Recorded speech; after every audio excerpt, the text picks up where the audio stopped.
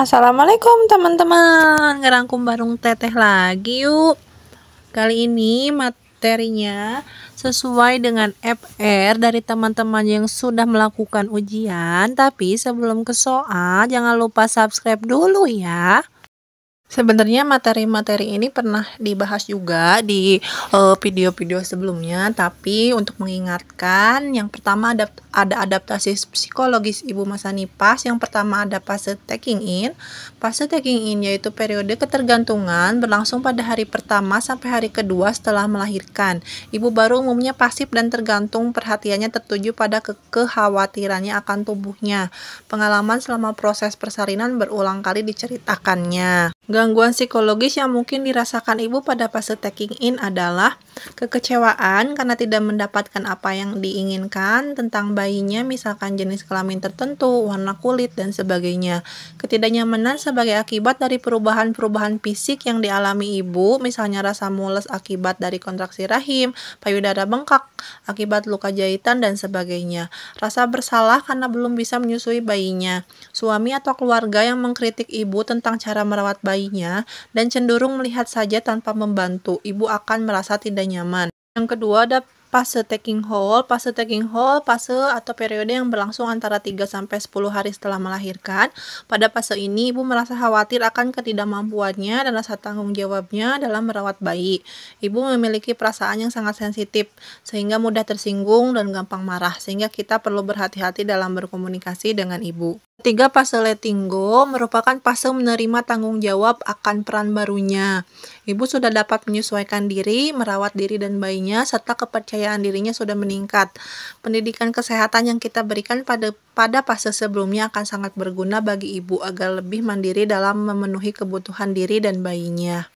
Lanjut ke postpartum blues atau yang sering juga disebut maternity blues atau sindrom ibu baru, dimengerti sebagai suatu sindrom gangguan efek ringan pada minggu pertama setelah persalinan dengan ditandai gejala-gejala berikut ini, yaitu reaksi depresi, sedih, kedua sering menangis, mudah tersinggung, cemas, labilitas perasaan, cenderung menyalahkan diri sendiri, gangguan tidur dan nafsu makan, kelelahan, mudah sedih, cepat marah, mood mudah berubah, cepat menjadi sedih dan cepat pula menjadi gembira, perasaan terjebak dan juga marah terhadap pasangannya dan bayinya, perasaan bersalah dan pelupa.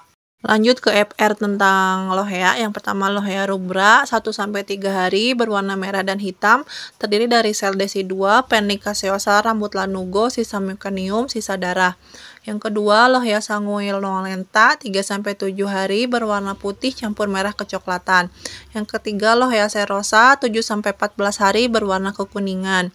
Yang keempat lohea alba adalah lohea terakhir, dimulai dari hari ke-14, kemudian makin lama makin sedikit sehingga sama sekali berhenti sampai 1 atau 2 minggu berikutnya.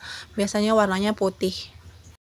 Kemarin juga ada FR yang masuk tentang lohea purulenta, yaitu terjadinya infeksi, keluaran cairan seperti nanah dan berbau busuk, lohiostatis atau lohea tidak lancar keluar. Lanjut ke kebutuhan nutrisi pada saat nifas, ada kalsium 0,5-1 gram, zat besi 20 mg, vitamin C 100 mg, vitamin B1 1,3, vitamin B2 1,3, vitamin B12 ini 2,8 ya kalau ibu nifas, vitamin D 10 mikrogram. Lanjut ke FR tentang PVM, biasanya pakai simbol ABCD.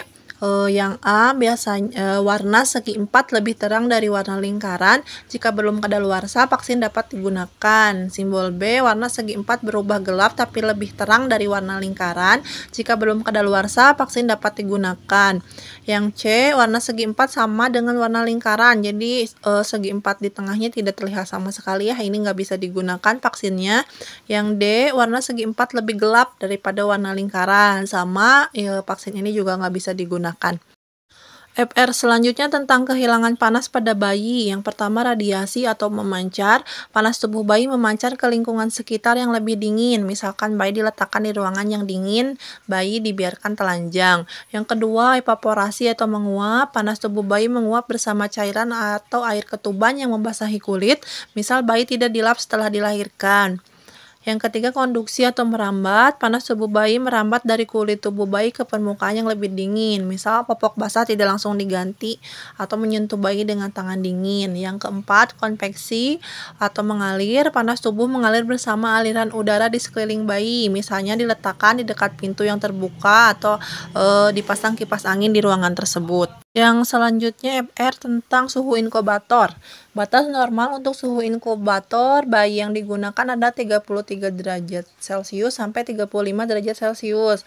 Sedangkan batas normal untuk kelembapan udara di dalam inkubator bayi adalah sebesar 40% sampai 60%. Lanjut ke kebutuhan vitamin ibu hamil. Yang pertama, vitamin A 5.000 sampai 6.000 international unit, vitamin D 15 mikrogram, vitamin E 15 mg, vitamin C 85 mg, vitamin B12 2,6, vitamin B1 1,4, vitamin K 90. FR selanjutnya tentang materi kelas ibu hamil. Pada pertemuan pertama, materinya tentang kehamilan, perubahan tubuh dan keluhan. Apa kehamilan itu? Perubahan tubuh ibu selama hamil, keluhan umum saat hamil, apa yang perlu dilakukan ibu hamil, pengaturan gizi, termasuk pemberian tablet penambah darah untuk penanggulangan anemia.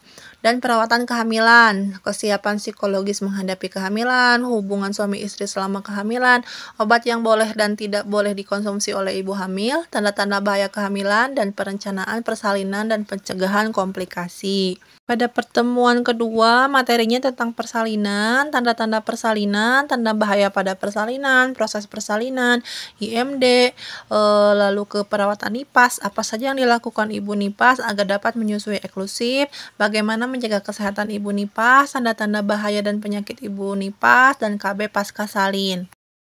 Pada pertemuan ketiga, materi kelas ibu hamil itu tentang perawatan bayi, perawatan bayi baru lahir, pemberian vitamin K1 pada bayi baru lahir, tanda-tanda bahaya bayi baru lahir, pengamatan perkembangan bayi, pemberian imunisasi pada bayi baru lahir.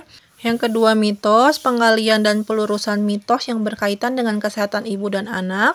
Yang ketiga, penyakit menular, infeksi menular seksual, informasi dasar HIV, pencegahan dan penanganan malaria pada ibu hamil. Yang keempat, tentang akte kelahiran, pentingnya tentang akte kelahiran. Sekian rangkuman materi sesuai FR part 1 ya, nanti akan ada part-part selanjutnya. Kurang lebihnya mohon dimaafkan, jika ada yang salah mohon dikoreksi, dan jangan lupa di subscribe, like, dan komen ya.